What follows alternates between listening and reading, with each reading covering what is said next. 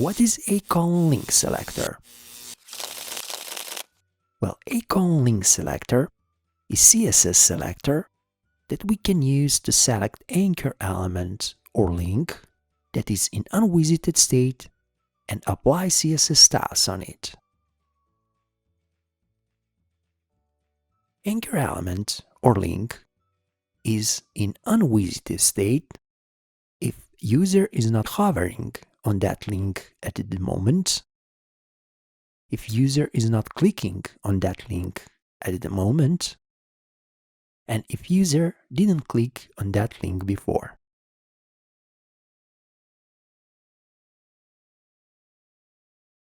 Inside of the declaration block, we can set any set of CSS styles that will be applied only on unvisited links in our web page. Okay, let's see some examples. Okay, for this part, I have already prepared simple HTML document structure. Our HTML document has head and body, and inside of body, we have 3 different links. We have links for page 1, page 2, and page 3, and those pages, HTML pages, are actually dummy pages. We don't have it, but we will use it for this example. I saved this document like index.html on the desktop. So let's minimize our text editor. This is our index web page, so let's open it. And this is how our web page looks like for now. So basically we have our 3 links, and that is all. Okay, now let's change the look of our links. So how we can do that? So first thing, inside of head, let's define a style block where we are going to define all CSS styles for this HTML document.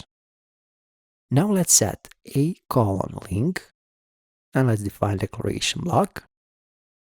So basically with a colon link, we will select all unvisited links inside of our web page. Okay, so what I want to do for our link. Currently, color for our links is something like purple, as you can see. So let's change this. So let's set color orange, and let's save this change.